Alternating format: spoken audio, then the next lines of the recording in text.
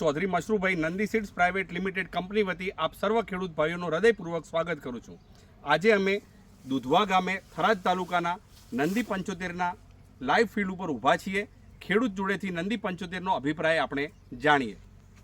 મારું નામ પટેલ માધાભાઈ કાળાભાઈ, ગામ દુધવા, તાલુકો થરાદ। આ વર્ષે ચોમાસાની સિઝનમાં અમે નંદી 75 બાજરીનું વાવેતર કરેલ છે। આ બાજરીના ઘાસચારોની ખૂબ સારી ઊંચાઈ વધે છે।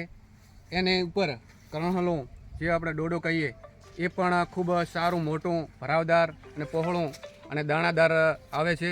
એને લીધે ખેડૂતોને ઘાસચારામાં ફાયદો થાય છે અને વધુ પડતી દાણા અંદર હોવાથી એ પણ ખેડૂતોને ફાયદો થાય છે। કેટલી થેલીનું વાવેતર કરેલ છે? આ સાલ સાહેબ અમે મારા ખેતરમાં 7 થેલી નંદી 75 બાજરીનું વાવેતર કરેલું છે। માધાભાઈએ આ વર્ષે ચોમાસામાં 7 થેલીનું વાવેતર કરેલું છે।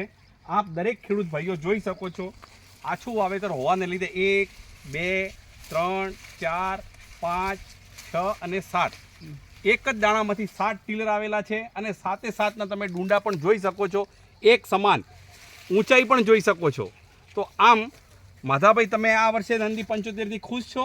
હા, અમે નંદી 75નું આ સાલ આમ તો 1-2 વર્ષ પહેલો વાવેતર કરેલું, પણ આ સાલ અમને એની પૂરી ઊંચાઈ, કણસલું બધી રીતે અમે સંતુષ્ટ છીએ અને દરેકને ચોમાસા માટે ખરેખર ખેડૂતોને નંદી 75 બાજરીનું વાવેતર કરવું એ ખેડૂતો માટે લાભદાયક કહેવાય।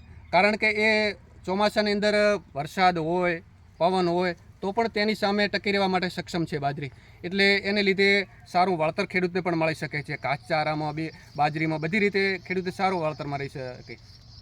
આમ નંદી 75 ઉનાળા અને ચોમાસામાં પ્રમાણસર બીજનું વાવેતર કરી અને આપ દરેક ખેડૂત ભાઈઓ નંદી 75નું વાવેતર કરો એવી મારી કહેવાણ દરેકને આનંદ છે, દરેકને કહેવાણ એટલે મારી વિનંતી છે।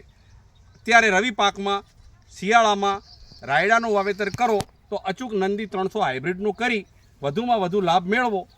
જય હિન્દ, જય ભારત।